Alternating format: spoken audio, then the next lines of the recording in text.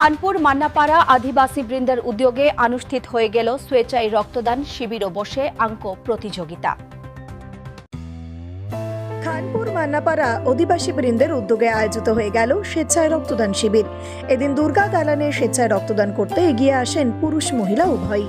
Kothari medical blood ব্যাংকের ব্যবস্থাপনায় চলে রক্ত সংগ্রহ। রক্তদাতাদের উৎসাহিত করতে উপস্থিত হন হুগলি জেলা পরিষদের তথ্য সংস্কৃতি ও ক্রীড়া দপ্তরের কর্মাধ্যক্ষ ডক্টর সুবীর মুখোপাধ্যায়, প্রবীণ ঘোষ সহ বিশিষ্টজনেরা।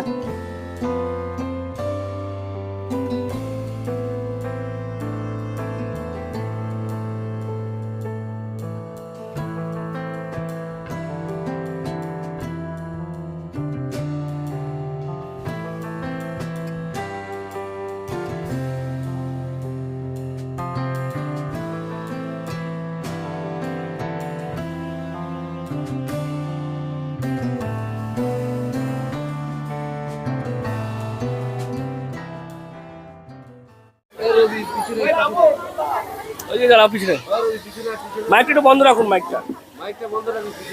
দাদা কি বলবেন, এই যে মান্নাপাড়া অধিবাসী বৃন্দ তারা যেভাবে মায়ের আরাধনা আপনি বলছিলেন করেন, প্লাস এই যে রক্তদান শিবির করছে, এটা সবচেয়ে বড় দিক। এই মন্দিরেই দেখুন মৃন্ময়ী মাকে চিন্ময়ী রূপে পূজা হয়। এরা খুব নিষ্ঠা সহকারে দুর্গাপুজো করে এবং দুর্গাপুজো দ্বারা সার্বিক উৎসবে পরিণত হয়। আমি প্রত্যেক বছর দুর্গা উৎসবে আসি। আবার দেখুন যে দুর্গা উৎসবের পরে শীতকাল বা শীতকালের পরবর্তী সময় নিয়মিত এরা রক্তদান শিবির করে এবং এটা মানুষের পূজা করে, মানবিক পূজা করে। এবং এই রক্ত সারা বছর মানুষের প্রয়োজনে, পাড়ার মানুষের, পাড়ার পাশের পাড়ার মানুষের প্রয়োজনে এরা পাশে দেওয়া। এবং দরকার হলে এরা কোনো মানুষের প্রয়োজনে আমি দেখেছি যে ডাইরেক্ট ব্লাডের দরকার হলেও এদের সদস্যরা, আমি দেখেছি এর আগে এই গ্রামেরই একজন অসুস্থ হয়ে পড়েছেন, কাল একটা বোন ম্যারো ট্রান্সপ্লান্ট হলো, এই গ্রামের ছেলেরা কিন্তু রক্ত দিতে এগিয়ে এসেছিলেন। এটা সবচেয়ে বড় মানবিক দিক। মান্নাপাড়ার অধিবাসী বৃন্দ এই কাজটা করে, এরা অত্যন্ত মানবিক দৃষ্টিভঙ্গি। এবং তার সাথে সাথে ছোট ছোট ছেলে মেয়েদের যে অঙ্কন প্রতিযোগিতা, আপন খেয়ালে আঁকা এবং তাদের মানবিক বিকাশ এবং সাংস্কৃতিক গুণগুলো বিকাশের চর্চা করে।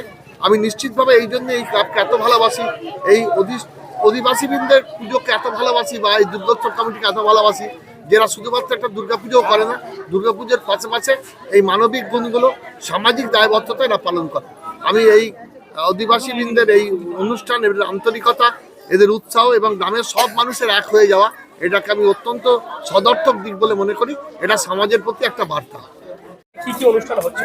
আজকে সকালে প্রথমে পতাকা উত্তোলনের মাধ্যমে এই অনুষ্ঠানের সূচনা হয়েছে। তারপরে আমরা একটা ক বিভাগ, খ বিভাগের 3টে বিভাগ নিয়ে একটা বসে আঁকো প্রতিযোগিতা করেছিলাম।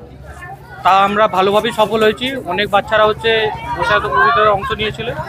এখন আমরা রক্তদান শিবিরের প্রায় মধ্যিখান পর্বে প্রায় 30 জনের ওপরে আমরা রক্তদাতা রক্ত দিয়েছে। আমাদের এখানে উপস্থিত সুবিধাকে অনেক অনেক ধন্যবাদ এখানে আসার জন্য। আমার সভাপতি জয়দেব রক্ষী মহাশয় এসেছিলেন।